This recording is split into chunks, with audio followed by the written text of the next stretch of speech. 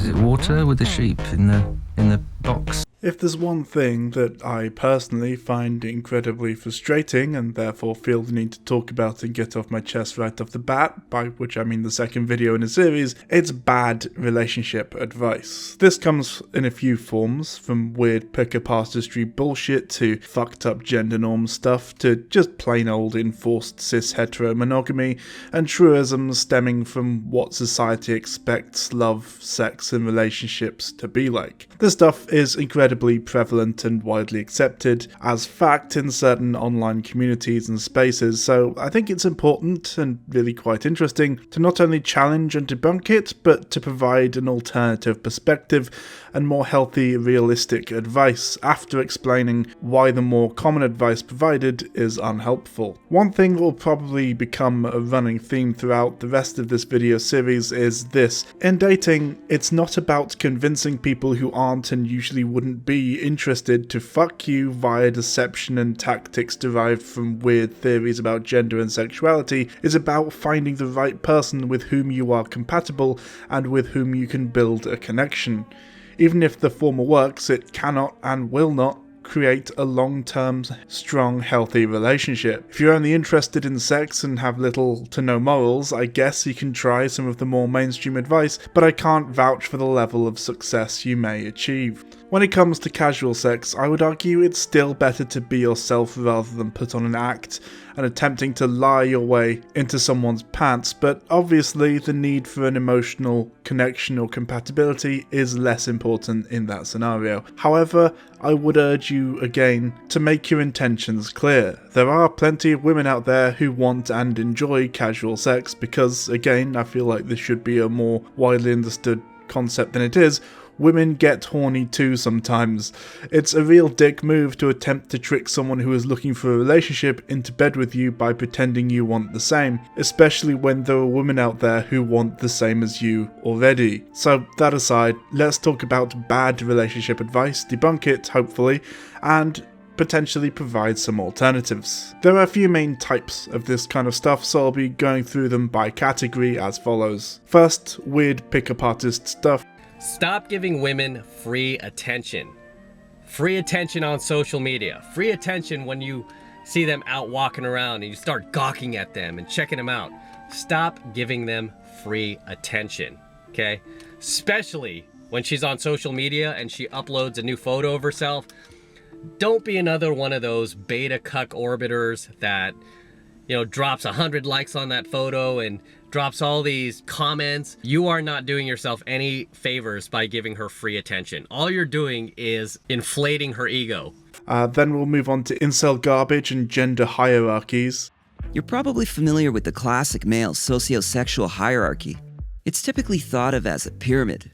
At the top are the alphas, those super confident, driven, and assertive men who are incredibly social and thrive on attention. The betas are the nice guys, who are more sensitive and less aggressive.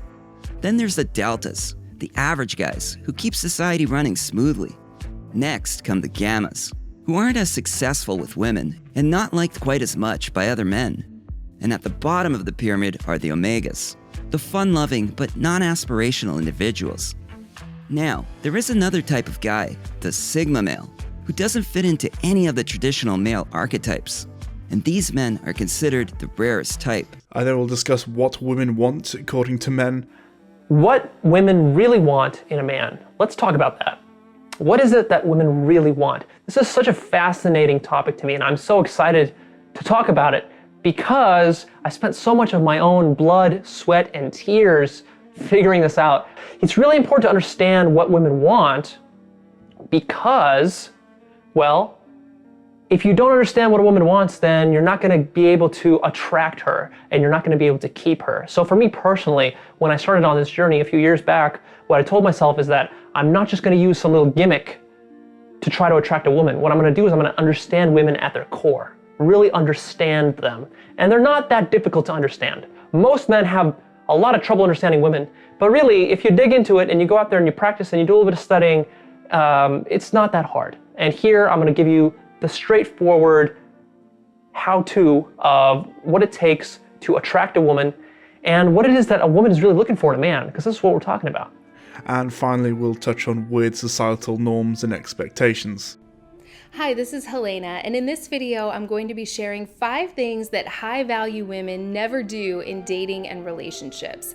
I've been getting so many requests for a video on this topic, and I'm so happy to be sharing this with you today, because not only do these 5 things really kill a man's attraction to you, they also just don't feel good to you. So hopefully I can help you start turning some of these patterns around in this video. Right then, let's dive right into it with... If you know absolutely anything about the history of pickup artistry as a concept, you will have become aware of the book The Game, which closely follows the at the time relatively obscure pickup artistry scene, as the author follows around one of the most prominent members, a man known only as Mystery, and attempts to learn from him as he is unlucky in love. However, what you may not know about said book is that it concludes that such tactics may be useful in building confidence and getting you to talk to women, and it can be successful in getting sex, though Mystery sets the bar much lower and boasts about the amount of makeouts he's managed to achieve rather than sex, which is rather telling in my opinion. Ultimately, when trying to meet women for an actual relationship, it isn't actually all that helpful, and he actually mentions that when he met his wife, he attempted to use the pickup artistry tactics he'd learned on her, but was unsuccessful, and ultimately it was being himself and actually opening up and getting to know her that enabled him to engage with her more successfully and build an actual relationship. But most of the time, people just kind of ignore that last part and focus on the idea that there is some secret trick to getting women to fuck you if you just follow a very specific set of rules and procedures to hack their brain or some shit. Anyway, PUA dating advice as a result is just fucking bullshit for what should be obvious reasons, and essentially just boils down to open abuse in some cases. Let's go over some in detail, shall we? This is mostly going to be based on a fantastic article by Shahida Arabi for Psych Central on why PUAs and narcissists have a lot in common, which I do mostly agree with, though not entirely, though I think she makes a very compelling case.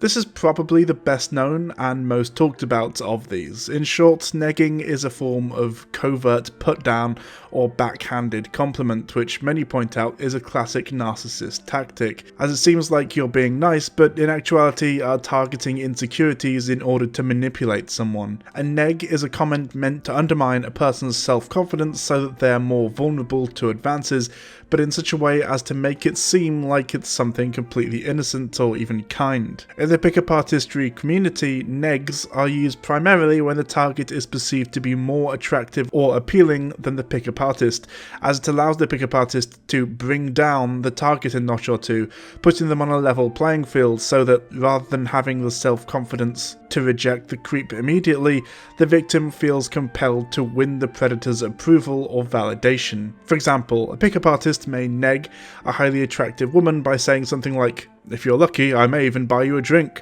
or even something as blatant as, "You can be so beautiful when you have makeup on." The idea is to make the target question themselves and prevent them from having the full amount of self-confidence they may ordinarily possess, whilst still registering sexual interest. In this scenario, they know this woman is likely used to men being weird over her and telling her how beautiful she is, so they will neg her in hopes that she will think he's different and therefore be encouraged to strive to seek his approval, basically meaning that the pickup artist no longer has to put the effort into pursuing her. While negging certainly doesn't work on everyone because no tactic or advice is universal, as we covered last time, there has been research that indicates that women who have their self-esteem temporarily lowered tend to find a male stranger who approaches them more attractive. Both men and women with lowered self-esteem also tend to be compliant and agreeable to the requests of others, thus playing on this insecurity can allow you to temporarily manipulate someone.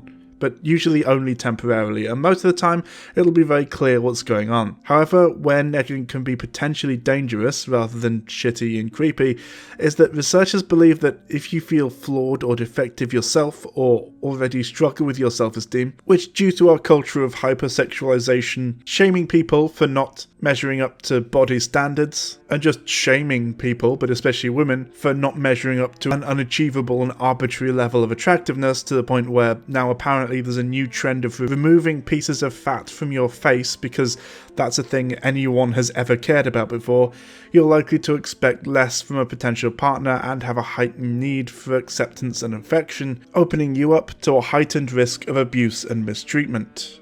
Those with histories of trauma or prior abusive or manipulative partners should always be wary if they are met with these types of comments and resist internalizing them. Instead, they must immediately detach as soon as such a comment is made, because it's likely such negging will escalate, especially if the manipulator is particularly sadistic and wants to provoke a reaction. Like 90% of the time, the neg will be random and completely made up anyway, taken from a list of things women are commonly insecure about.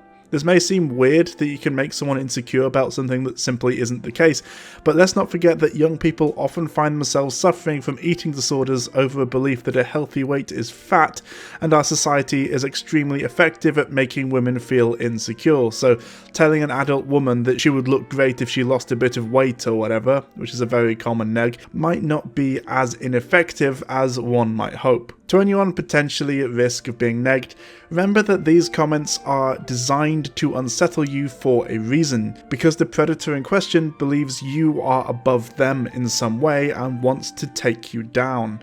They are not genuine and are targeted specifically to hurt you, to make you vulnerable. Know your worth. Do not allow these disgusting people to manipulate you if you can help it.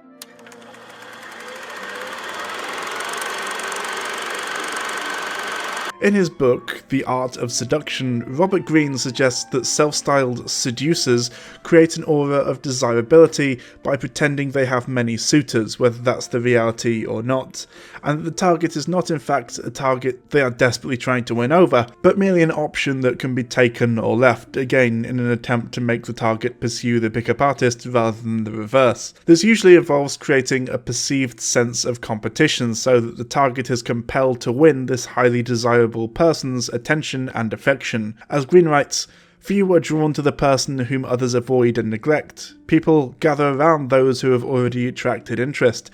To draw your victims closer and make them hungry to possess you, you must create an aura of desirability, of being wanted and courted by many. It will become a point of vanity for them to be the preferred object of your attention, to win you away from a crowd of admirers. Build a reputation that precedes you. If many have succumbed to your charms, there must be a reason. Pickup artists and otherwise toxic people do this as one of their primary tactics in relationships. It is known as triangulation and harem building. They will often make themselves look like they're highly sought after or have many options.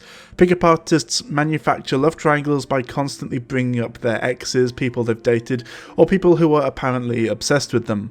They may indulge in stories about how people throw themselves at them or of being hit on excessively. They may do all this while throwing on an air of loyalty and devotion to you to make you feel special, even while putting you on edge and making you feel off balance and uncertain. It also, of course, makes certain that the target feels like they're constantly insecure.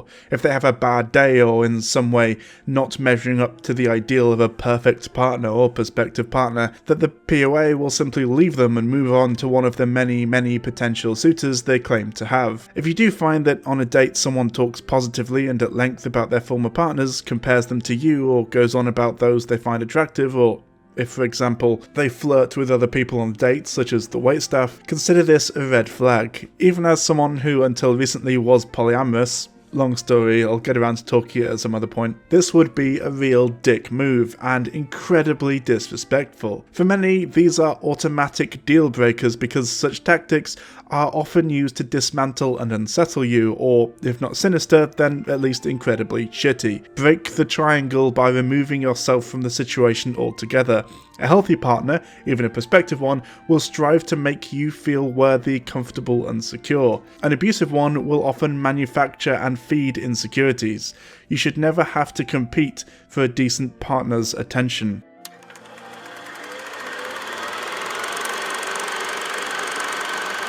Misogynistic narcissists, which many of these people are in my opinion, know that getting a victim to trust them and feel comfortable around them is crucial to getting them invested and vulnerable.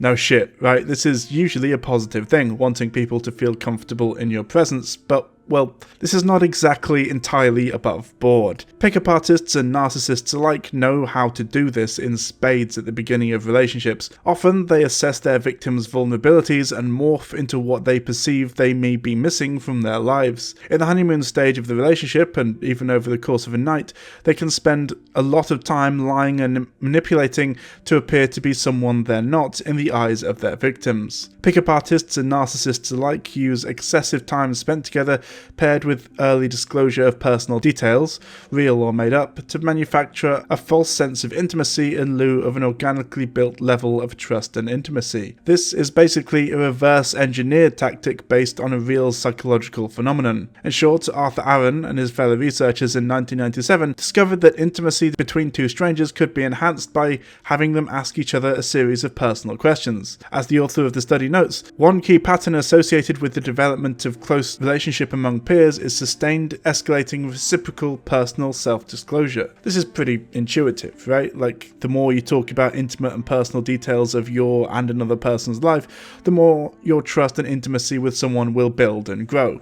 No shit. However, pickup artists will often use this technique to learn more about their victims' weak spots to use against them in future. Most concerningly, they use it to escalate sexually. Pickup artists advocate for what is known as the 7-hour rule regarding the time that should be spent engaging with the target. Coined by pickup artist Mystery, who, no joke, looks like this rule is used to describe the amount of time usually spent with a woman before going for the close. In other words, sex. If you're on a first date with a pickup artist, for example, you may find them prolonging the date and telling you seemingly romantic things like, "I don't want this night to end, do you?"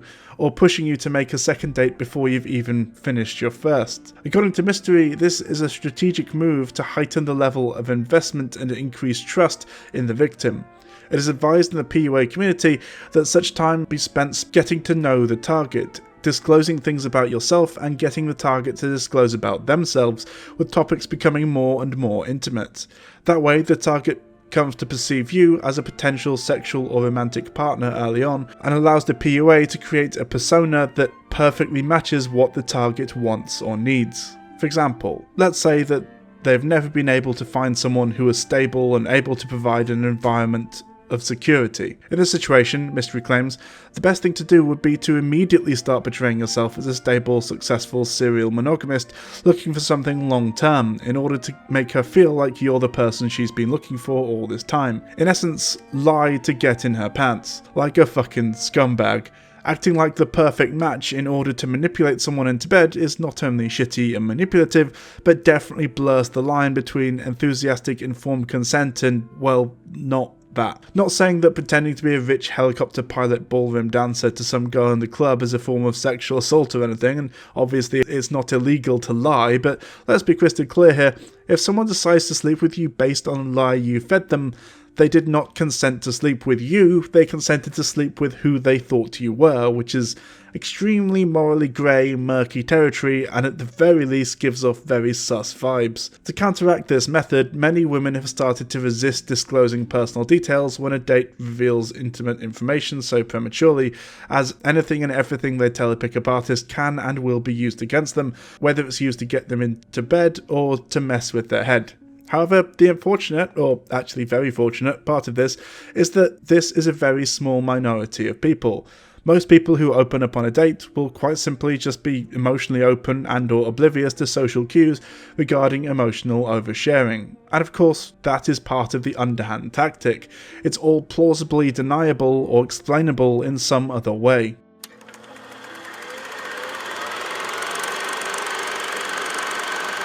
Pickup artists love to engage in what is known as emotional anchoring to better influence and control their victims. In brief, they'll use a number of psychological tricks and manipulation tactics to influence and condition you to a position where they can more easily control and use you. Kind of like Pavlov's dogs, except if Pavlov was trying to fuck them, I guess. In short, anchoring and conditioning is a way for the predator, these people will often self-identify as predators and their targets as prey, incidentally, because they're just that cringe, to become associated with certain memories and emotional states to evoke a certain response from you. Abusers use general emotional anchoring and conditioning throughout the abuse cycle to associate pain and pleasure. Pickup artists primarily use emotional anchors to retrieve and make you associate pleasurable states with them. However, both types of people can engage in seduction-withdrawal and hot and cold behavior to create compulsive chasing and otherwise preferable behaviors in their victims. Simply put, anchoring is part of the overall conditioning that can cause you to be unusually drawn to and manipulated by a self-described predator. Both pickup artists and abusers alike use seduction-withdrawal methods to anchor themselves as important in their victims' minds. A pickup artist may pair a fantastic date with a moment of coldness to create a sense of pain, pleasure, fear, and excitement simultaneously in the target, knowing that all these emotions are associated with a biochemical addiction involved in love. If the target fears losing his attention, she might work harder to regain it. Abusers engage in hot and cold behavior to provoke their victims into chasing them and to reinforce their sense of power and control over their victims. They may put you on a pedestal one moment only to distance themselves abruptly or compare you unfavorably to someone else the next. Abusers engage in what is known as love bombing to create heightened emotional anchors. They shower their targets with excessive praise, flattery, and attention in order to make their victims dependent on them. Since victims are conditioned to associate the natural dopamine high they receive when with the abuser, withdrawal from that relationship is often painful and debilitating, and is one of the many reasons victims seemingly stay in abusive relationships far longer than seems logical from the outside. Unsurprisingly, this is also a tactic beloved by the PUA community. Pickup artists can use emotional anchors in very specific ways to sexually escalate. They may condition you to associate certain environments, situations, or moods with them. This can be done through grand gestures or subtle moments. For example, a narcissist pickup artist might have a habit of spontaneously kissing you in the middle of a public place, whether in a fancy restaurant or in the middle of the street, so that you associate those specific locations with them, as well as a mood of romance being with them. These are memories they are purposely implanting so that whenever you pass by that location or watch a romantic film with those same scenarios, you remember them and access the same emotional states of arousal and bliss. Pickup artists may also act on physical anchoring as a way to make their targets associate their touch, voice, gestures, or scent with positive memories and emotional states. For example, a woman might wear a certain nice smelling perfume that her date comes to associate with her whenever he comes across a similar scent, or a man might speak in a deeper voice whenever he's speaking about something sexual to get a woman to feel aroused even when he's speaking about innocuous things in the same kind of voice. Become aware of anchors, as they can add to the addictive nature of being with a toxic person. You can unanchor yourself by observing any impulsive behavior you're engaging in around them. What is the impulsive behavior tied to? What triggers it? For example, you might find that you're drawn to a certain song which makes you remember the person vividly because you slow dance to it. You might feel compelled to reach out to the person whenever you hear that song. You can also start to unanchor the trigger by taking note of it whenever it occurs. You may then decide to establish a new association to the song, doing a new memorable activity, preferably when you're in a positive emotional state, which involves the song. Or you can rework the anchor by repeatedly and actively remembering the person's true nature rather than the romantic memory whenever you hear it. This is a way of anchoring yourself in a way that allows you to move forward. You can then create newer, healthier associations with those same environments, situations, triggers, or moods which have nothing to do with the person. However, again, not everyone is a narcissist or PUA, so whilst this is often the case, it isn't always. Some people just like PDA, and that's fine, obviously.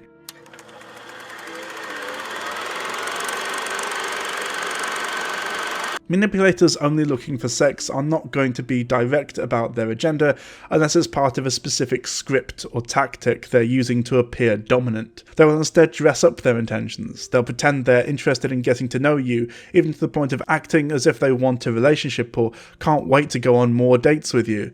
Some will even go as far to degrade other manipulators and fuckboys as a form of grandstanding to make you believe they're one of the good guys. This covert nice guy ploy is nothing new. Fuckboys have been using it for decades, underhandedly, to misrepresent their intentions and character and to get what they want. Some will even go so far as to talk about how they're not interested in rushing things physically at all, just to convince you that they are of enough sound character to sleep with. Pickup artists also use progressive touching, or what is known as Kino escalation, to get physical from the very beginning and gradually escalate sexually with their targets. They use selective touch in order to get their victims more progressively comfortable with them. For example, they may first touch your arm within minutes of meeting you, assess your reaction and comfort level with that, then move into grazing your knee, then touching your leg, and so on. Essentially, it's a way of gauging and pushing physical boundaries wherever possible. These types may insert sexual jokes on the first date to assess your reaction or give you a cruel put down in the form of a neg to see whether you're malleable enough to continue to invest in. If you notice anything that makes you uncomfortable, whether it's a condescending or crude behaviour, gesture or remark, act accordingly and detach from the person as soon as possible. Do not allow them to continue to test you, because they will continue to escalate even beyond where your boundaries may lie. Pickup artists are also taught the art of maintaining seductive eye contact to convey so-called alpha dominance. As Dr. Robert Hare, author of Without Conscience, writes, many people find it difficult to deal with an intense emotional or predatory stare. Normal people maintain close eye contact with others for a variety of reasons, but the fixated stare is more of a prelude to self-gratification and the exercise of power than simple interest or empathetic caring. Some people respond to the emotionless stare with considerable discomfort, almost as if they feel like potential prey in the presence of a predator. Research has indicated that for one to feel increasingly close to someone, all it takes are a few moments of intense eye contact and the disclosure of personal details.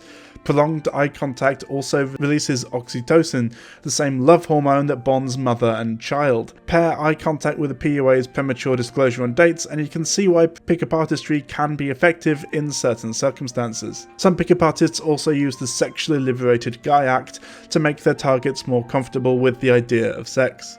While anyone can be a manipulator, male or female, this particular tactic is primarily used by men preying on female victims because it works with gender stereotypes and social norms. This is also most prevalent in more progressive spaces, unfortunately. In this technique, a male pickup artist wants to seduce a woman into bed. He uses his awareness of what it's like to be a woman and the sexual double standards she's likely to have experienced against her to do so. Let's say a pickup artist is trying to woo a target to spending the night at his place after a romantic first date. When she appears hesitant, he might say something like, "You know, I can see why it's hard for a woman to let go sexually. It's sad how society restricts a woman's sexuality even these days. In my opinion, a woman should be able to have sex whenever she likes, whether on the first date or on the ninth." Essentially using the aesthetics and appearance of feminism and sex positivity as a weapon with which to abuse and manipulate women. A fake feminist fuckboy, if you will. In effect, in the situation, the PUA has given her quote-unquote permission to tap into her sexual desires by letting her know she won't be shamed if she says yes. This is, of course, assuming that sexual double standards are the only thing holding her back from sleeping with him, though it works both ways, because by positioning himself as a person with certain views and values, he has made himself potentially more attractive to a certain type of woman as a long-term partner, and also, in my experience, sex-positive people generally are better in bed, so that's absolutely a factor as well. To counteract this tactic, firmly tell the person that your decision to sleep with them or not has nothing to do with sexual double standards and everything to do with your own personal comfort levels. This usually puts the lid on whatever the pickup artist is trying to feed you, and he will either redirect or leave you alone. However, again, caveat, some people are genuinely very sex positive, but the key here is communication and consent. Talk about sex positivity all you like, but don't try to use it to pressure women into sex, and be aware that people will do this. That's not sex positivity, it's just abuse with the appearance of sex positivity.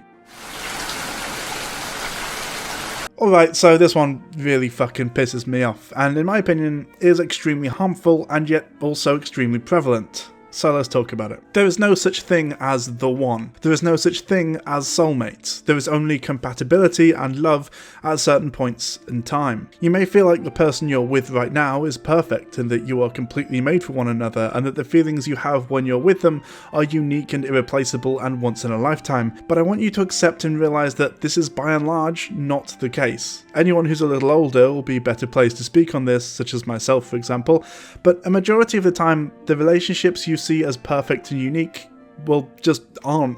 Really, people are complex and evolve over time, and as a result, compatibility with certain people does as well. You may very well be extremely compatible with a partner right now, but that's the sort of thing that takes work and communication to maintain. There's a reason so many marriages fall apart. The compatibility, which was once there and which was once so strong, it was enough to convince both parties that they could be together for the rest of their lives, changed. Usually this is the sort of thing that can be affected or resolved with communication or compromise, but sometimes the compatibility is simply not able to be retrieved or rebuilt. A classic example of this is sex and/or sexuality. Obviously, this mostly applies to allosexual people, so if you're ace, I see you and you're valid, but I did say that this series was mostly going to be applicable to a general audience, so feel free to skip over this part, though I am aware that there is a lot of variance within the ace umbrella. Anyway, for those still remaining, let's talk about sex and incompatibility. Sex is, for the most part, an incredibly important part of most relationships,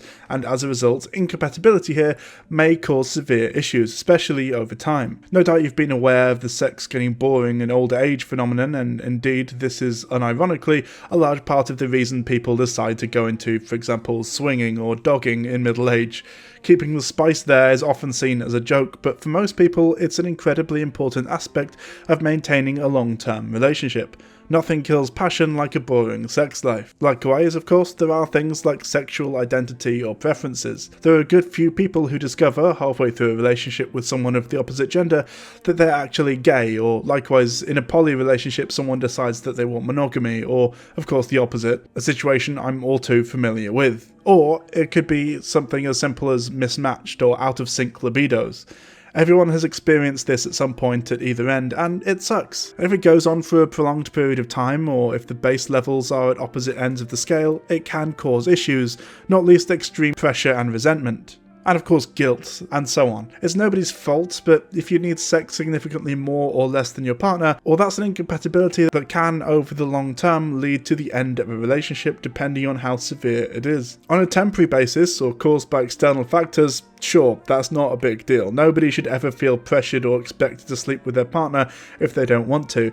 But if your partner needs or wants sex significantly more or less than you over a period of months or years, it's time to seriously consider the future of the relationship. This is, of course, where compromises can arise. Open relationships, for example, exist almost entirely for this purpose, and as mentioned earlier, swinging and dogging also fulfill a similar purpose. Regardless though, it's important that we acknowledge that this is not about sex, at least not entirely. Sex is a good example, but this can apply to almost anything you find important in a relationship. Like, let's say you get together fully intending to have kids someday, and then one of you changes your mind after a few years. What if you're both liberals or lefties and you get together with that assumption, but after a few years one of you drifts rightwards or further to the left, causing conflicting political views and values? Different people are ideal for you at different specific times in your life. Maybe you can compromise and grow together, that's great, but not guaranteed. And so it really annoys me when people say dumb shit like, oh, my boyfriend is my soulmate, or I found the one,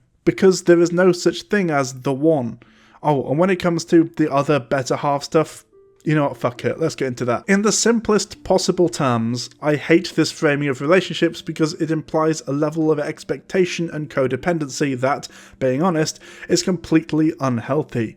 It implies that you, as a unique, autonomous, individual person, are not enough simply being you and living your life, but rather are incomplete and half of a fully realised complete person, without a sexual and romantic partner. That is not the case. You are enough. You are valid and unique and deserving of respect and dignity in or out of a relationship. A partner does not define you or your happiness or your worth, and I implore you not to believe any of this bullshit.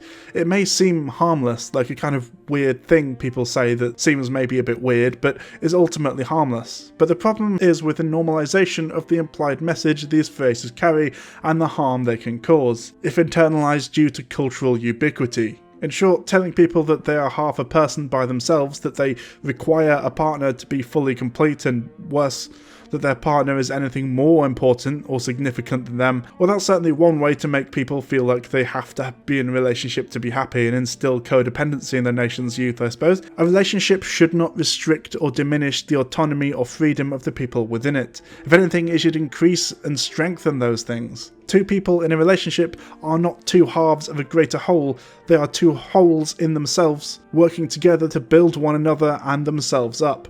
This of course further contributes to something we'll cover in more depth later on, but to briefly reiterate something I said earlier, dating is about finding the right person for you at a given time. It's about finding someone you are compatible with and can build a relationship with.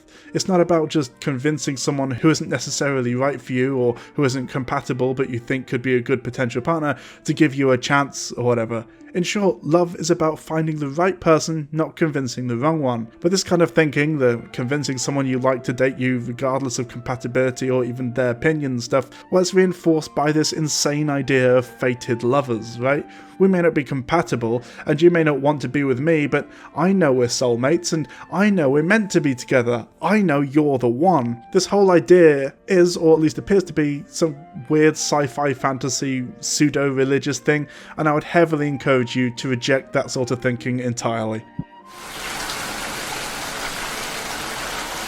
One thing that really gets to me, and should you as well, is the confusing gender essentialism and weird categorization stuff I brought up in my last video, which I said I'd bring up again, and well, here we are. The theory beloved of misogynists and incels that supposedly explains all the problems with women or some shit is this: the pyramid of masculine types, or something.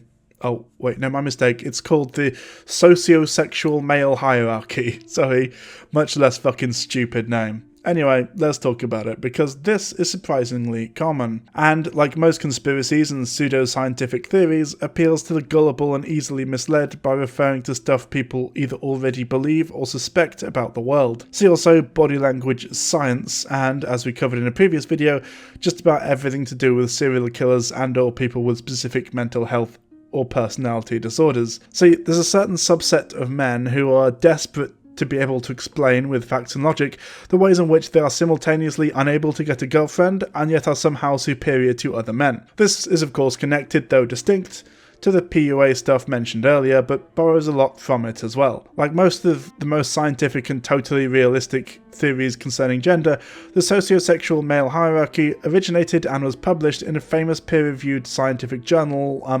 4chan. Holy fucking shit. Well, no, that's technically not completely accurate. It was spread and popularised on 4chan, but it was first coined by Vox Day, an alt-right science fiction author and one of the original Gamergators. Okay, jokes aside, it's not entirely just the rantings of 4chan shitposters and one weird alt-right guy. There is at least a little science to it. Kinda, in a manner of speaking. The original theory, which is clung to by some people, basically like a form of religion, originates in a study of captive wolves and goes on to make claims about the social and sexual dynamics inherent to their societies, and has been used by various people and groups to claim that not only is this accurate to wolves, but it's also applicable to humanity somehow, for reasons. Kind of like how Jordan Peterson reckons that lobsters and humans are basically the same. This despite the fact that the original study has since been discredited and disowned by its own author after he realised that the findings were actually not applicable to wolves in the wild and the dynamics at play were only really accurate to captive wolves in an unnatural environment. And then someone decided that actually humans are just like wolves, and as a result men could be separated into two distinct groups: alpha males, the more dominant, powerful ones who get all the pussy, and beta males, the more passive ones who exist to be dominated by the first group. but like in a totally not gay way. Over the years, weird men on the internet decided that there needed to be extra male types, and thus came the dumb pyramid and the more recent memes about sigma males. A lot of this is based on the weird obsession often people have with fertility and breeding, but it's definitely not a kink, I swear. The idea, based on evolutionary psychology, which you know is always totally legit and a real academic field worthy of respect, is that women go for alpha males based on breeding potential over beta males, regardless of their own social and sexual marketplace value. This, according to them, is due to women being hypergamous, because, again, humans are like wolves, apparently, and also women exclusively choose partners based on how much of a good protector and or breeding partner they would be, because women do not have and are incapable of having nuanced or complex thoughts, feelings or opinions when it comes to things like sexual attraction and romantic love. Now, humans are like wolves in captivity rather than, for example, lions, elephants, or most apes, all of whom have more complex, nuanced, or even opposite social structures than us when it comes to gender dynamics. Or wolves in the wild, of course. It's dumb and cringe bullshit, and we need to stop using non-human animals to make points or assumptions about human psychology or whatever, or at the very least, immediately discredit those who do. Rat is this. The rats are all like this. The rat goes like this. So the rat's like this. The normal rat is like this. That's the normal rat. Like this. Like this. It sniffs. It's like this for quite a while. He's like this. And then maybe he sniffs. You are now a normal rat. I'll go through this stupid thing in a moment, but first I just want to make it clear that it can be discredited basically immediately by asking two important questions. 1, what about women? And 2, what about LGBTQ plus people? Because you see, if there's this complex of a system for categorizing men, what happened to the one for women? Why don't we talk about the female equivalent of this? And likewise, if gay people exist, well, this immediately stops making sense, right? All that shit about what women want and why men behave the way that they do doesn't really make sense when you take into account the idea that actually some men are more likely to be attempting to attract other men and vice versa, and therefore the weird stuff about breeding potential simply cannot apply. Why are manly gay men the way that they are? What breeding potential do gay women see in other women? And that's without touching on the existence of trans people, which is a whole can of worms. At what stage in transition does a trans man, for example, get a place on this pyramid? And likewise, when does a trans woman go from sigma male to submissive, breedable, hypergamous harlot? And what about non-binary people? Their existence must just cause the people who desperately believe this to start smoking from the ears and explode, like an evil computer being confronted with a paradox in Star Trek or some shit. Are all NBs sigmas? I like to think so. Just a gender identity entirely made up of giga-chads. Anyway, to round this section off, let's briefly go over the main types of man, according to this theory, shall we? Most of this comes from a website called theadultman.com, by the way, so you know it's legit. And yes, this is almost entirely direct quotes. Alpha male. The alpha male is the top dog of the socio-sexual hierarchy. He's a true leader. He's the charismatic, successful, high-status man that women want, and the kind of man that other men want to be like. He exists at the very top of the social dominance hierarchy. He's the king, and the hierarchy beneath him is his domain. Sigma male. The sigma is the lone wolf of the hierarchy. He's sometimes considered to be on par with the alpha in terms of how attractive he is to women, and shares many similarities with the alpha. But what makes the sigma different from the alpha is that the sigma archetype chooses to forsake the structure of the hierarchy altogether to strike out on his own. He forfeits the benefits of the hierarchy in exchange for the freedom that comes from pursuing his own individual destiny. Beta male. The beta male is the lieutenant of the socio-sexual hierarchy. He is second in command to the alpha and acts as his enforcer.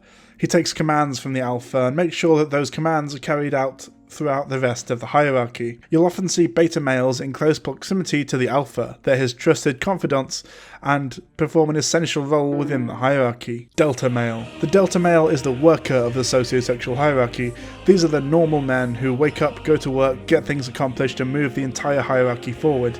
They're considered the most important men in the hierarchy They're the men the alphas lead. Without delta men, no hierarchy can exist and no progress will be made. Gamma male. The gamma male is the intellectual of the socio-sexual hierarchy, but they also tend to be the most troublesome. Due to their intellectual nature, they often see themselves as being more valuable and capable than they truly are. They often lie or exaggerate the truth. They also tend to pedestalize women and struggle greatly with sexual success, despite the fact that they're the romantics of the hierarchy. Omega male. The omega is the loser of the socio-sexual hierarchy. This is the guy who never gets invited. He makes people uncomfortable and they generally wish that he wasn't around. He's not attractive and tends to be a reject in pretty much every way.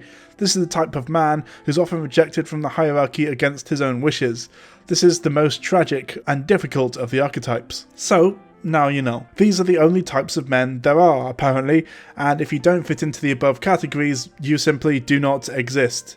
It's all bullshit. Don't let anyone tell you that you're in any way lesser or inferior because you don't fit into their ideas of what a man should or shouldn't be. They can dress it up with as much pseudo-intellectualism as they like, but this is basically like those weird people who make judgments about you based on your star sign, except with added toxic, insecure masculinity. The science has been long since debunked by its own author, and essentially all it is a way for fans of traditional gender roles to pretend like their political views have some kind of legit scientific backing, rather than just being a pretty bog-standard conservative opinion. But in truth, it's no more legitimate than your uncle getting drunk and banging on about immigrants over Christmas dinner, or weird fascists banging on about how base the Spartans were, presumably because they were unaware of the pederasty and slavery, but honestly, I mean, maybe that's just being too charitable.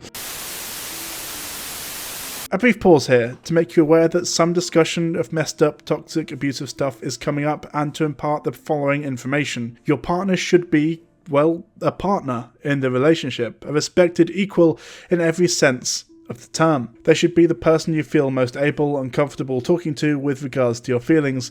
They should be the person you're able to open up to and share your innermost fears, hopes, and desires. Likewise, early on in the relationship, it's important to communicate how you feel about the other person and to treat them with respect. This next section of the video will be me begging you not to do the dumb bullshit society often tells us to, and closing our feelings off from the people we should be opening them up to. Stop fucking doing this shit, please. My response to the more open and blatant, borderline abusive advice is coming up. I hope you're ready, and I'm sorry in advance. Giant trigger warning right here. The first few parts of this video have been pretty rough. I'm more than happy to acknowledge that. Unfortunately, the bad news is that it's about to get a lot worse. Let's talk about the fucked up stuff now and the normalization of what is, let's be clear here, undeniably toxic behaviour bordering on, and in some cases crossing the line into, abuse. Don't say I didn't warn you.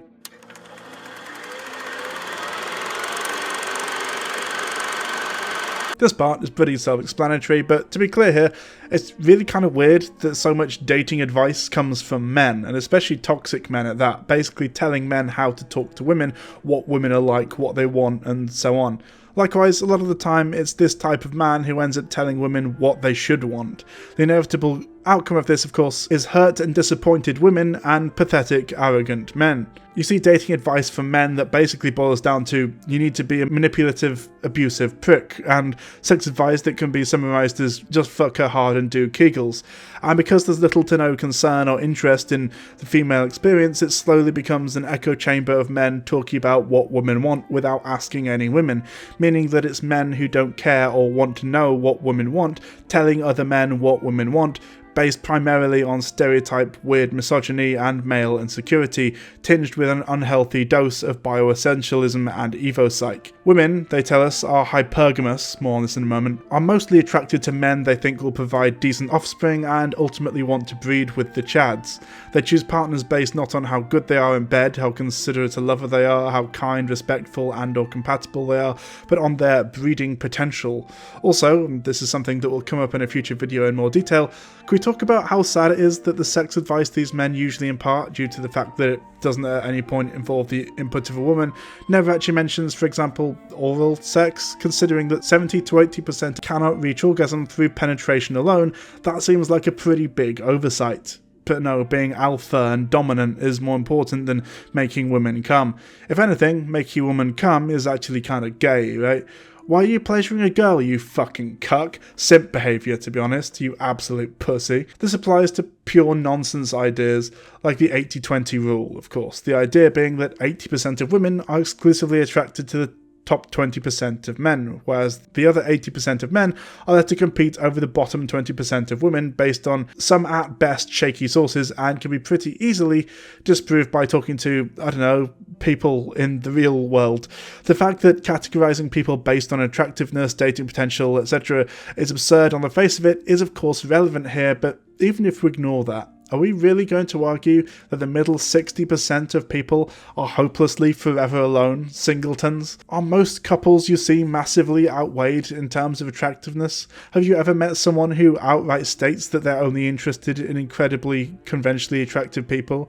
Do 80% of the women you know in real life have incredibly high standards? And then there's this totally insane bullshit theory of female sexuality that you've definitely seen before. The idea, of course, being that women will spend their 20s and 30s sleeping around. Riding the cock carousel is often a term used by these people because promiscuous women terrify them, and then when they're older they find a man to use and abuse and support them financially and be an emotional punching bag because women, am I right? Duplicitous by nature. Obviously, this is bullshit. Most people have long-term relationships throughout their life, and older people, contrary to popular belief, do continue to date and fuck.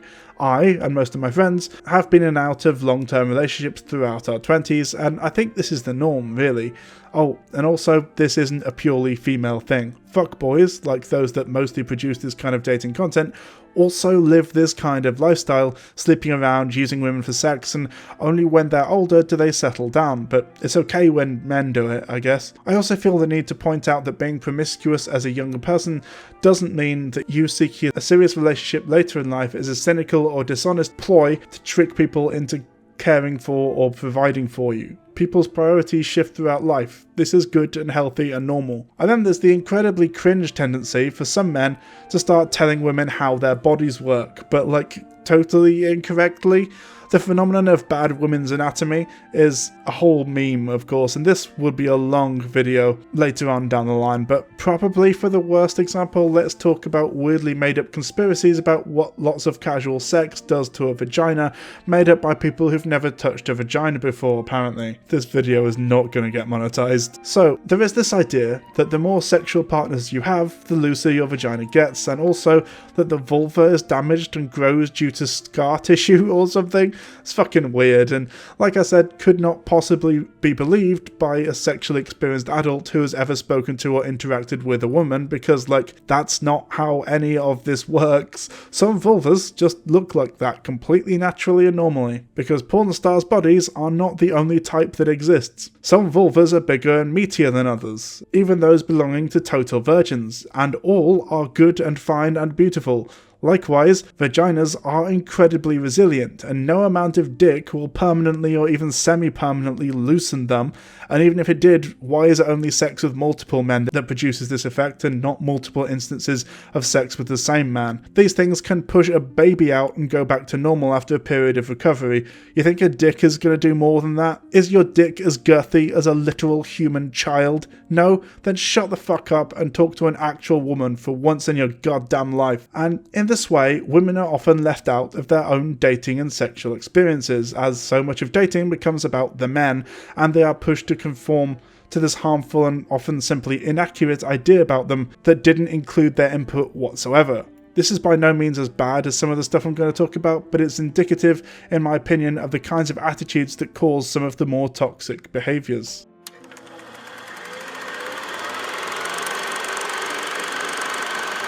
This is a pretty toxic one. Well, it can be. It depends on your interpretation. See, the actual intent of this quote, when it was originally said by Marilyn Monroe, was quite reasonable and focused on support for those with mental illness, of which Monroe famously had several. This idea, taking the statement at its charitable intended purpose, is quite simply a statement of positivity and self-worth. If you're unwilling to deal with or support me through my mental health struggles, my dark times, you don't get to call yourself my partner, you don't get to share the positive moments with me. It's your classic in sickness and in health sentiment. Love is about caring about and sharing in your partner's struggles, helping them through them, as well as sharing in the joy. However, it is undeniable undeniable that these words have often been twisted by people with nefarious intent and a shaky at best understanding of boundaries and consent. In short, when some people say, if you can't handle me at my worst, you don't deserve me at my best, what they mean is, you have to deal with me being an abusive shithead because sometimes we have good times, which is just about the most toxic sentiment out there.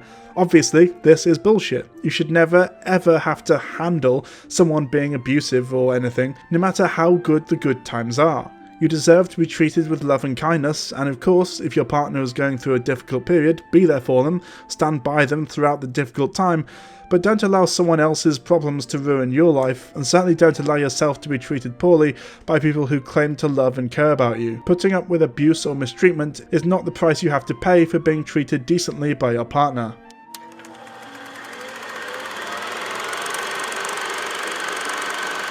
Allow me to go through some of the most common tactics as suggested by an actual relationship therapist, India Kang, which is concerning. 1. Only date once a week in the first month of a relationship. Kang told journalists, "We don't treat them mean because it is a game, we do it because when you're dating someone you have to pace the relationship.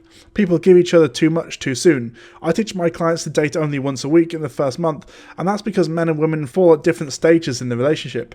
If you give them too much too soon, you diminish your attraction and it can fade quite quickly." This is fucking dumb, I'm sorry to say. The most intense and fun part of a relationship is the first few weeks of hanging out, getting to know one another and growing that initial bond. If I met someone who insisted on one date a week, I'd probably think they weren't that interested in me unless there was some reason for it, but then again, I guess that's kind of the point, right? Not necessarily saying you have to hang out every day, but at least after the first couple of dates, you should be looking to hang out at least a couple of times a week, at least in my experience. If you feel more comfortable taking it slow, then hey, that's totally cool. Not telling you what to do here, but doing so artificially in order to try to get the other person to want you more is silly in my opinion. Do whatever feels natural. 2. Wait 4 hours before responding to the last text they sent. Apparently, you should wait around for 4 hours when responding to a text because, the claim goes, you don't want to be seen to be available all the time or set expectations for how often you're able to respond. The same goes for communicating on other forms of social media. The purpose of this is to make it seem like you are less keen or into them than you actually are, because the idea is you might scare them off if you're not careful. You have to come across as nonchalant and not give your true feelings away. Again, incredibly stupid. Talk as much as you want or are able to, communicate expectations ahead of time, and get to know one another on a human level, whatever that looks like and however quickly or slowly you're able to respond. If you get a message and want to respond when you see it, do that. If you need time to think about it, do that. But don't want to respond immediately but put it off for several hours in case the person you like who is trying to talk to you thinks that you like them and want to talk to them. Obviously don't over-message. Like, don't send them 10 messages in a row if they're not responding or if they're busy, but for the most part, this is terrible advice. 3. Never tell them exactly how you feel early on in the relationship. Likewise, according to Kang, supposedly the mistake many people make is to text the other person to let them know exactly how they feel. Instead, she argues you should treat them as though you don't like them at all.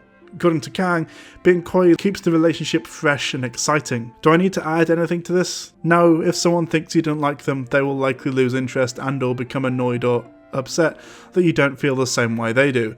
Knowing when to say the big 3 words is a big thing, of course, but for my advice, about 3 months is average for me, but that has varied depending on the situation. 4. Don't be impossible to get through or they'll be bored and move on. Kang goes on to say, don't be completely unavailable, you're just pacing the relationship. If they've been calling you loads and you're ignoring them or turning them down on purpose, that's wrong, which is a direct contradiction of everything else she said, and most people of this persuasion say elsewhere, don't hurt people, deliberately ignore them and act distance towards them on purpose, simply act like you don't like them, take 4 hours to respond to every text and also never tell them how you feel about them, is basically what's being said here. Pure, unhelpful, harmful nonsense. This is just dumb fucking bullshit. Lying and pretending to feel a way that you simply don't. Pretending you don't like someone you're really interested in because you've decided that this is what they want.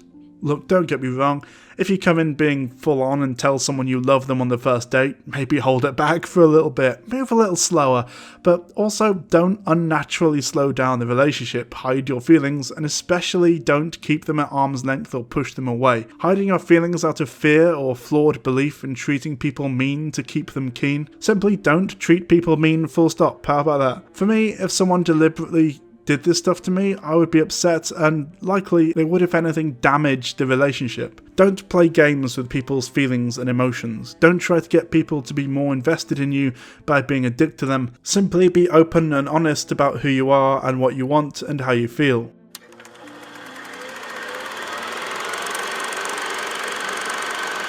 Oh boy, this one actually really pisses me off, to be honest. Unlike a lot of the stuff, this is actually more of a toxic female trait rather than a masculine one, though not exclusively, and oh boy, is it a fucking doozy. It comes from a place of extreme insecurity and a lack of trust, but it fucking sucks for a number of reasons. Basically what it is a form of gaslighting and lying to your partner in order to gauge their reaction and see if they pass your test and are therefore worthy of continuing the relationship. Make no mistake though, this sort of test is a form of abuse. You've almost certainly seen that one TikTok lady who recommended women do messed up stuff in order to keep a partner, and there's several of them out there, and that's indicative of this sort of stuff, but it runs the gamut from fake pregnancies all the way through to literally just controlling who they talk to or interact with, gaslighting them, lying and manipulating in order to test their love and loyalty. Just utterly fucked up, unhinged shit. The absolute lowest point of this, the truly most unhinged, abusive and no questions asked dumping offence level garbage behaviour, is the honeypot, also known as the loyalty test, where the partner, usually as I said the girlfriend, actively tries to get their partner to cheat on them by utilising fake online accounts, their friend's phone, or even in some extreme cases hiring a professional private detective to pretend to be interested in them in order to try and catch them cheating or giving in to temptation. Now, not only is this fucked up in a number of ways, but it also, in my opinion, doesn't even prove anything. This is a tactic known as entrapment and is actually illegal for the police to engage in a lot of the time. It's the reason the TV show To Catch a Predator didn't result in all that many convictions. You can't just try to lure people into committing crimes and then arrest them for it. That's just not how it works. Let's use a less emotionally charged example here. If the police are trying to catch car thieves, it has now been ruled that they cannot simply leave a decoy car unlocked and then arrest anyone who tries to steal it, because that is not a real or organic crime. It's a situation manufactured by the police, and there's simply no way to prove that the person who drives off in the decoy car would have done so if the situation had not been crafted by police to lure in potential thieves. It could be someone who otherwise would have never committed a crime, but on this occasion tried their luck at car theft, and basically what has happened there was that the police created a crime where one was not present before. You almost certainly see where I'm going with this. Just like people arrested due to police tactics of entrapment cannot be effectively prosecuted under the law because it's unclear if they would have committed a crime without the entrapment or intervention, it's also impossible to know whether the cheating or willingness to cheat would have happened without the loyalty test. What if the guy would never have cheated if the private detective hadn't introduced herself to him? What if he would never have sexted anyone until a random account that he was unaware was fake reached out to him and initiated a sexual conversation? There's no way to prove it one way or the other, but this sort of test is paranoid, insecure, toxic, and dangerous. As one article put it, according to therapist Kelly Kitley, relationships need to be built on trust, not ultimatums. We want our partner to read our minds and to go to any length for us, which is unrealistic and based on a fairy tale. Taking an open, honest approach is the best bet. Therefore, it is important to recognise your behaviour and check your motives. When you assess what you're really looking for and directly ask for it, your partner will appreciate the trust and work with you. Only through an honest and open discussion about your lingering doubts can both of you come to an agreed conclusion and solution. After all, it is only normal to have moments of insecurity. You may have to be reassured at times. You may even want to be held, to talk to, or to be left alone.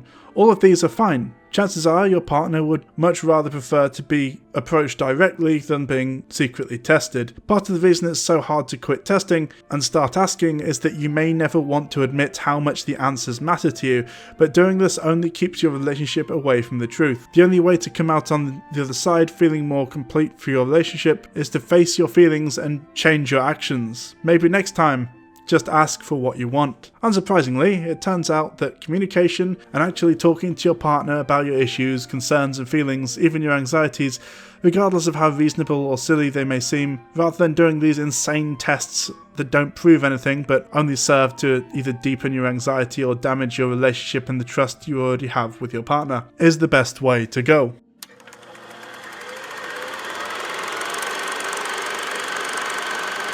Compulsory heterosexuality, or comp-het, is basically the theory that heterosexuality is assumed and enforced upon people by a patriarchal and heteronormative society. According to this theory, we, though the original theory is focused primarily on lesbians, this is applicable to everyone, are believed to have an innate preference for relationships with the opposite gender, which can lead us to devalue and minimise the importance of their relationships with people of the same gender. It further suggests that we're socialised to identify with people of the opposite gender and to cast their social, political and intellectual allegiances with them, and are discouraged from identifying with people of the same gender. The theory argues that heterosexuality is a political institution that supports the patriarchal domination of men over women in society, and that institutions such as marriage are merely socializations that have been internalized and reproduced in society, and defines the standards for sexual and romantic relationships in doing so and alienating those outside of the standards. Compulsory heterosexuality is viewed as a force that acts upon us all from birth, and thus we are assumed to be heterosexual until proven otherwise. Due to this, LGBTQ+ people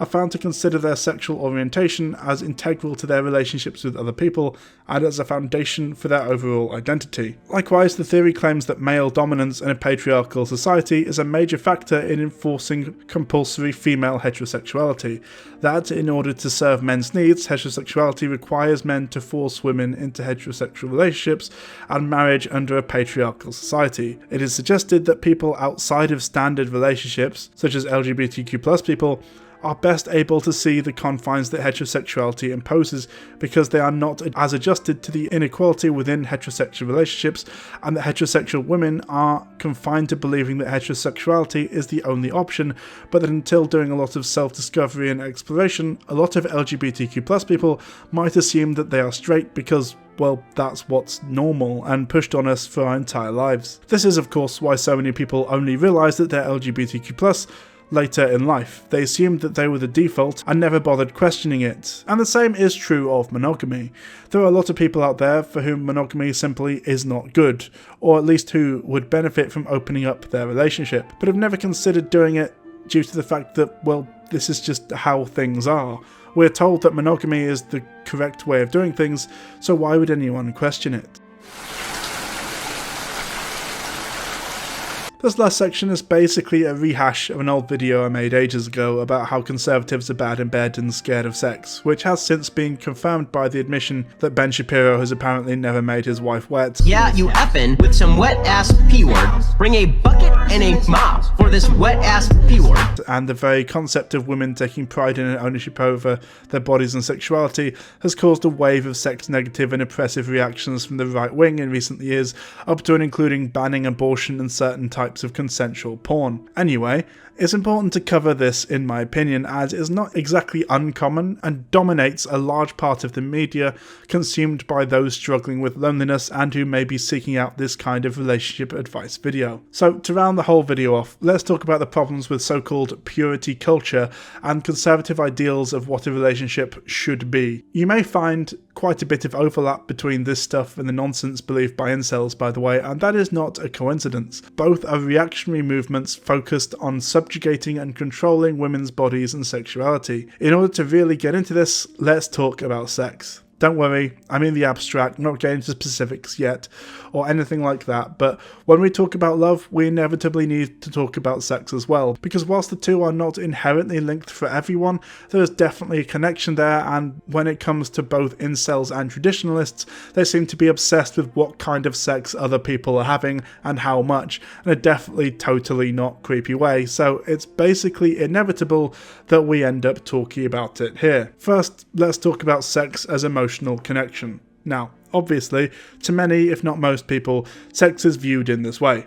After all, a sexless relationship is often a joyless one, and anyone who has had slow, tender sex while staring deep into their partner's eyes can attest to the fact that, yes, sex absolutely can deepen and intensify an emotional bond, but at the same time it doesn't have to. I've had the aforementioned emotionally bonded sex, and I've also had one-night stands and no-strings-attached fuck buddies, so what's the point here? Well, put simply, sex is a fun, intimate activity you can do with just about anyone so long as there's enthusiastic consent, and it's an important part of most romantic relationships, but it doesn't have to be, and it doesn't have to be confined to that context. The best way I can think of to talk about it is this.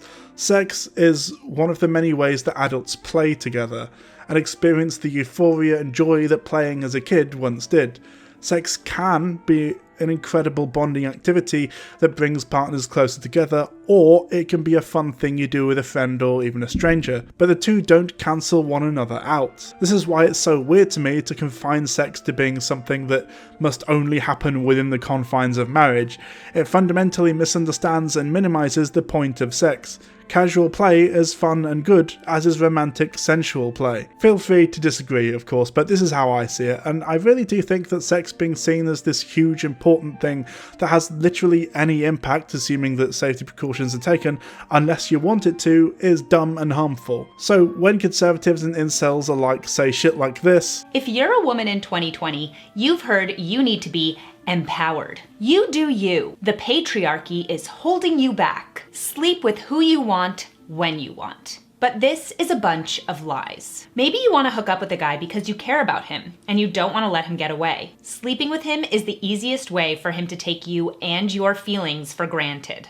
Now, we have a lot to straighten out about the sexual relationships between men and women in the modern world. They're bent and warped and demented out of shape. One of the things I see with young people, for example, is that they will engage in sexual acts with one another that they would not talk about with one another. I mean, couples will do that for that matter, like married couples will do that, but they're married, that's a different story. Maybe you want to have sex because, hey, it's fun. You know what's not fun? STDs, pregnancy scares, waking up next to someone you have no emotional connection with, and wasting your time. Promiscuity is rising. The percentage of 18 to 29-year-old women that have had 10 partners or more is at an all-time high at 17%, over 2 times higher than it was in 1989. Furthermore, for the same group, the percentage that have had sex with a stranger, in other words, from meeting a guy at a bar, club, or dating app, has increased from 20% in '88 to a staggering 60% last year. Now, this video isn't going to be explaining why we've seen a sharp rise in this data, because I already have a video explaining this, for which there are 6 reasons. Instead, I'm going to be talking about the consequences of what will happen to society if these trends continue. And lastly, just so I'm not leaving you in suspense, I can tell you right away, things are not looking good for the future. If things carry on as they are, there will be very dark times ahead for the next generation of children, men, and most surprisingly, women as well. Sex by itself is nothing. It's regret when the act is done and sadness knowing nothing else will come of it. See, I think they have to have bought the story to an extent because there's too many of them that aren't comfortable being promiscuous. Like, they'll do it, but they go home, they're miserable. They cry about it. They call their friends. They're mad that that guy... Yeah, they're mad the guy didn't call them back. They're expecting that guy to behave like a boyfriend when it was really clearly just a hookup. So they're so upset about it that they're then trying to map out with their friend on the phone, like, why doesn't he like me? Because it's like they bought the story that somehow they were going to be promiscuous and it was going to feel good and they were going to get what they wanted or something beneficial for them out of that situation. There's no guy out there that has read even a few lines of an Evo Psych, a blog, a Twitter following, even like a little snippet from like a Joe Rogan interview with one of these Evo Psych guys that doesn't think for a minute that a promiscuous woman that's been with 100 guys is not disgusting. These women, in my opinion, are disgusting. And I think guys innately are repulsed by women that have been with that many guys, right? You don't want to share a woman with that many guys. And if you're planning on having children, why would you want to share the womb that's been, you know, used by other guys? Right. That's why throughout history, virginity was so valued to men and society, and why they tried to protect it. It's just in recent times that they've lied to women and they've said, go out and have fun. Guys do it, so you should do it too. And that's why we have the society. And it really started with hormonal birth control, you know, because, you know, then you could go and have sex without consequences, right? Before there was consequences. If you had sex, you could legitimately get pregnant. Now it's like they can prevent that almost completely and very safely 99% of the time. You know what nonsense it is. Tied into this is the rather confusing and sinister views we as a society often seem to hold towards virginity and quote-unquote purity. So let's briefly talk about that.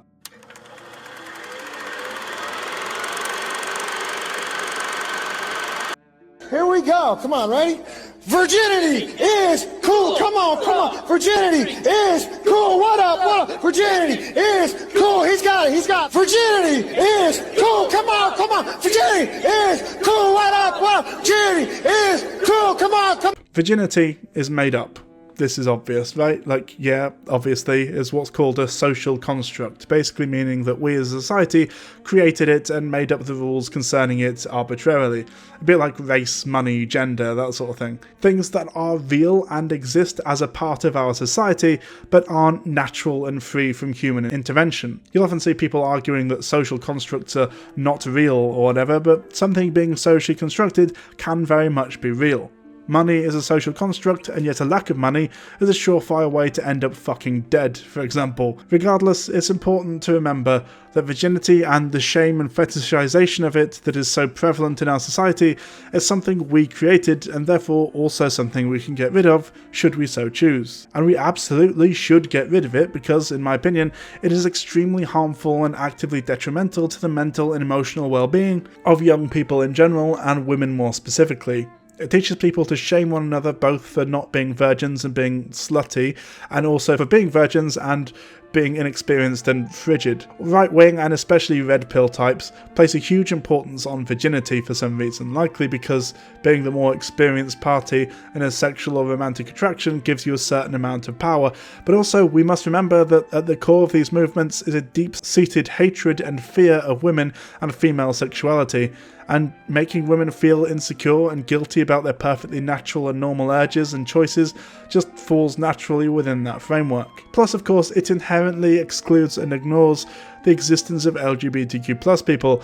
We usually define losing one's virginity as the classic PIV sex, but of course, not only is this sadly reductive and just incorrect for both gay and straight pairings, there's a lot more kinds of sex than just that, and one would argue that some of them are a lot more pleasurable. There's that statistic I mentioned earlier about the orgasm gap, right? Like 70% of women cannot orgasm from penetrative sex alone, and yet it's surprisingly rare to meet men who enthusiastically admit to going down on their partners, for example. And this is in part, in my opinion, because we've decided that sex is limited to a single very specific act and not any of the things immediately surrounding said act.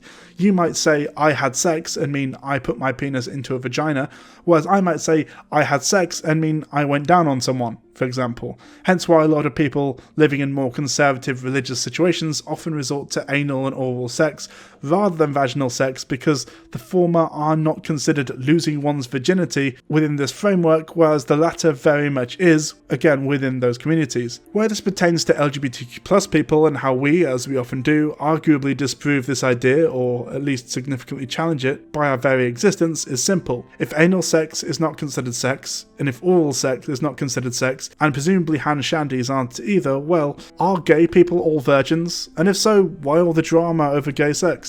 And then, of course, there's the elephant in the room. What about non-consensual sex, including but not limited to sexual assault? Is it not rape if there's no penetration? According to British law, informed by centuries of misogyny and ignorance of women's sexuality, the answer to that would actually be yes, and that is a problem, not least because it enables and even tacitly endorses non-penetrative sexual assault, and of course, means that as penetrative sexual assault is considered sex, it makes the victims of such crimes feel like they have lost something, or that they have been rendered lesser by society at large as bullshit assumptions about sex, sexuality, and quote-unquote purity. You are not impure if you've lost your virginity, or even if you've fucked 1,000 people. Your worth as a human being is not affected by your sexuality or promiscuity or lack thereof. This also applies in reverse, of course. Remaining a virgin does not make you more pure, but neither does it mean anything negative about you. Asexual people exist, remember? And do we consider them prudes? Well, we shouldn't. Especially as, having spoken to a number of asexual people, a lot of them are really quite sexual. Having sexual attraction doesn't mean that you have no interest in sex. Virginity status is simply a fact about you, like whether or not you've ever broken a bone.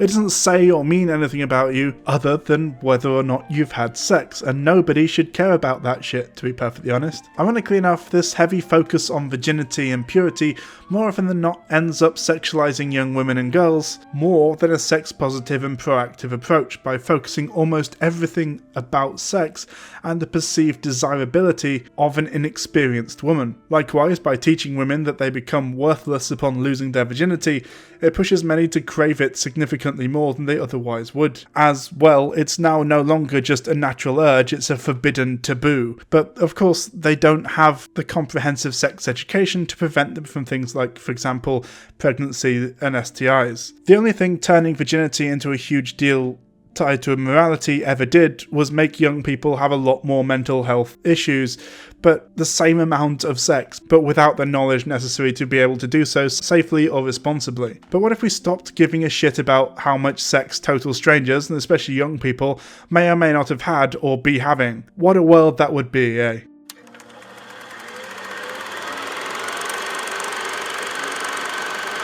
The real sticking point here is choice and consent. Misogynists like to belittle the idea that sex can be empowering, but under a patriarchal system that shames and discourages it, choosing to reject that status quo is definitely a strong and, one could argue, empowering act. Sex in and of itself is not an empowering act necessarily, it's just a thing you can choose to do if you want, like going for a jog or taking a bath or whatever. But if we lived in a society that discouraged and shamed people for taking excessive baths or jogging too much, all of a sudden taking a bath becomes a disruptive and rebellious act.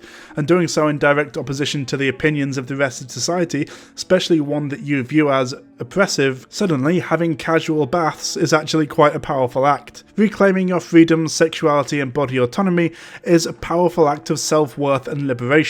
Hence why second-wave feminism, for all its flaws, is often referred to as a sexual revolution, and so much of it was focused on female sexuality, reproductive freedom, and sexual health. This is also, of course, why LGBTQ+ people place a high value on sexuality. You're telling me I can't suck another man's dick? Fuck you. I'm gonna choke on as many meaty, veiny cocks as I can and flip you off with a mouthful of cum. There goes monetization.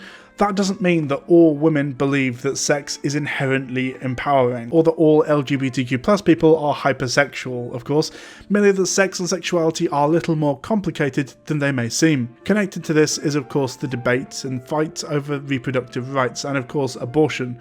Being able to have sex without fear of getting pregnant is an incredibly liberating thing, as anyone who's ever had their tubes tied will tell you, and so as a result, removing that right is a pretty open attack on sexual health, freedom and liberation. It's important to remember this because people online often like to pretend that women are, or women believe, certain things, but the reality is quite simply that, as we discussed last time, it's impossible to try to lock down what a group of people all think or do, and if there is a behaviour often exhibited by a group, we must ask why that is. If you don't find sex empowering, then that's fine, obviously, but don't dictate to other people how they should feel about it.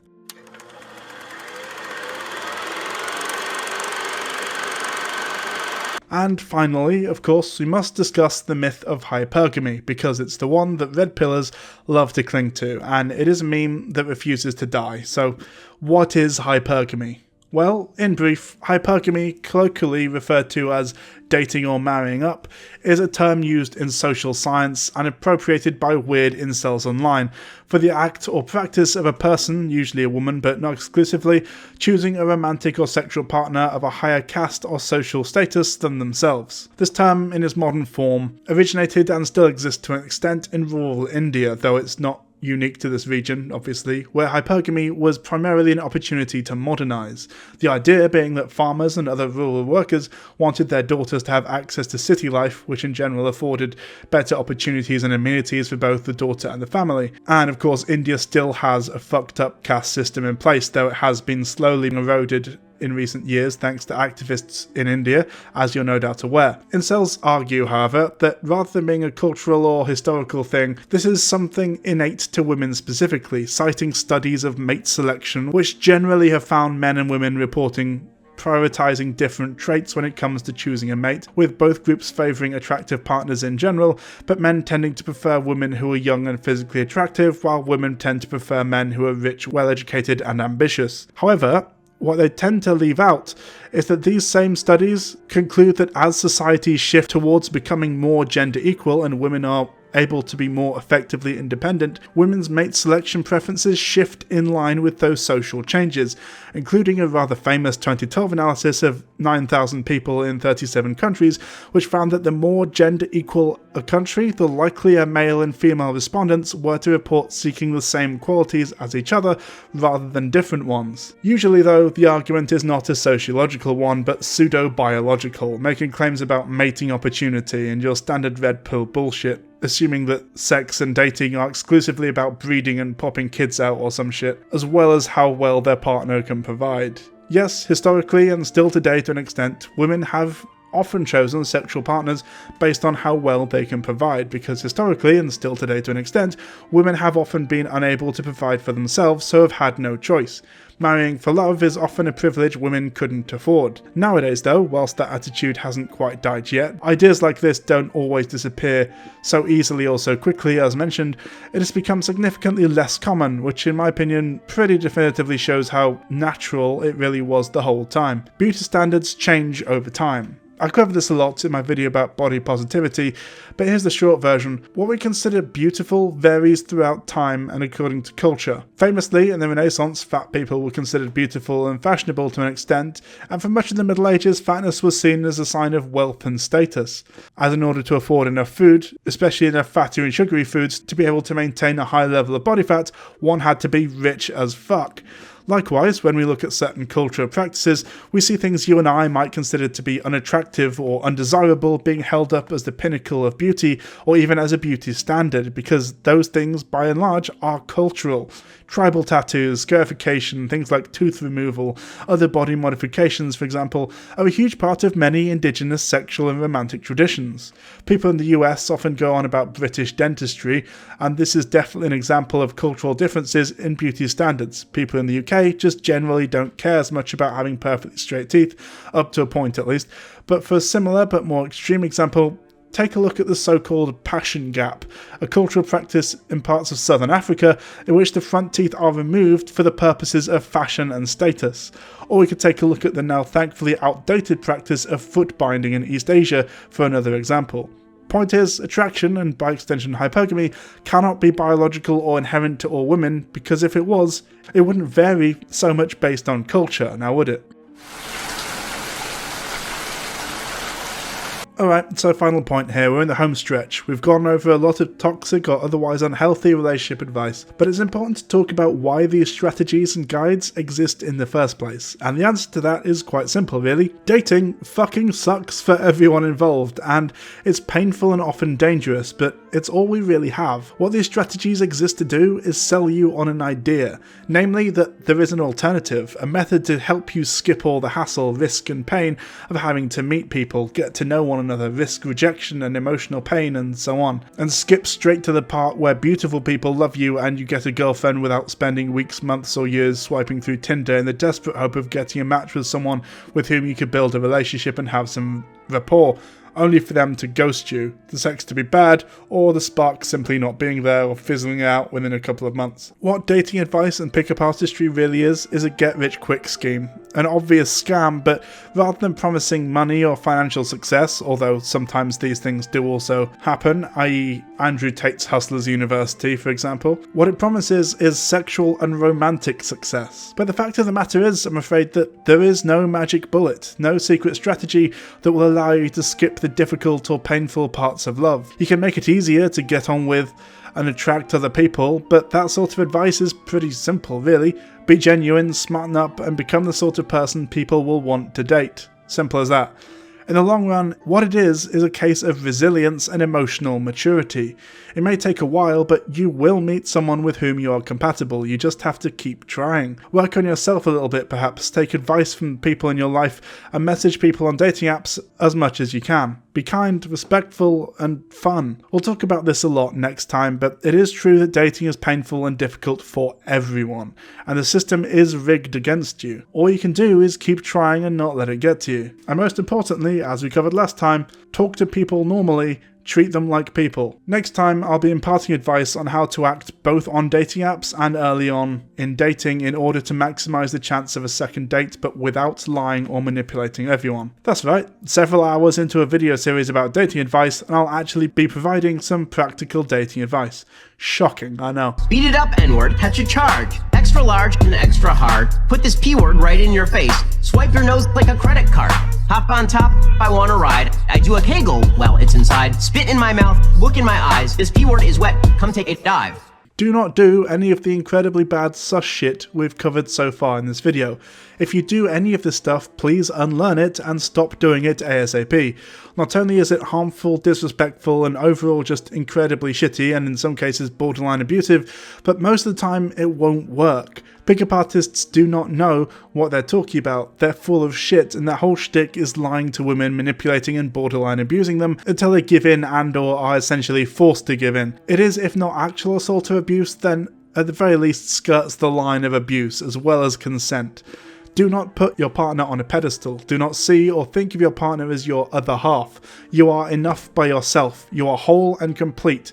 And don't let anyone tell you any different. It is impossible to group people into specific categories or places on some bullshit hierarchy, but even if it was, that hierarchy wouldn't be based on a study of wolves in captivity that the original author stated is not applicable to humans or even wolves in the wild, and perpetuated by some alt-right dipshit and fucking 4chan. A lot of this stuff is toxic as fuck, and the quicker you're able to recognise and move away from it, the better. Traditionalists are by definition living in the past. They do not know what it actually means to be in love in the modern world and yearn for an imaginary past that simply never existed, like all conservatives and reactionaries. Don't go to people who idolise the 1950s for dating advice because it'll be 70 years out of date and therefore fucking worthless.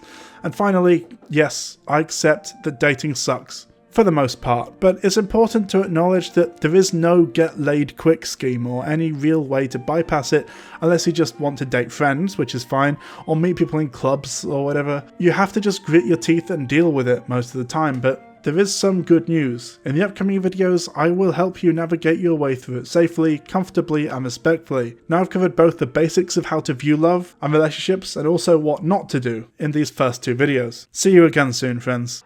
It continues along these lines. And it gets significantly more vulgar. Like, a lot more vulgar.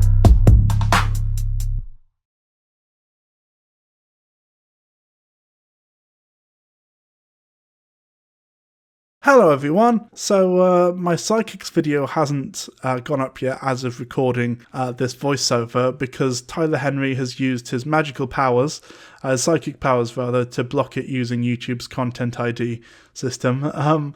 So I don't know if this will be up or if the video I made about why psychics are all lying charlatans will be up first. But hopefully they'll both be up within sort of March, April kind of time, at the very latest. Anyway, as you can probably guess, I still haven't managed to sort out my Patreon issue. Apologies for that. If you are my patron, you can just send me your name or something with proof that you're a patron and I'll put your name here, I guess. I'm not sure how to do it. I might end up having to somehow delete my Patreon account and then set up another one, but I don't really want to do that. That seems like a massive pain in the ass. Well, we'll see. We'll see what happens.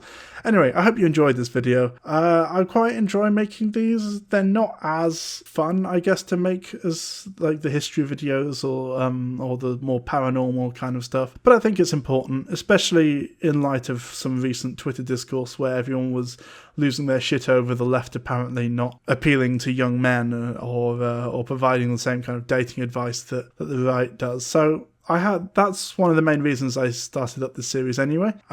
I hope I'm doing an okay job at doing that, but at the same time, I don't think I'm necessarily going to be able to counteract, say, Andrew Tate or whatever, because my last video got a couple of thousand views, which was nice, but I think the fact of the matter is that people who watch more left-wing or more general interest channels like mine, because I've come to the conclusion that my channel is less lefty and more general interest nowadays, aren't really that interested in clicking on relationship advice videos, so I don't know what to do about that.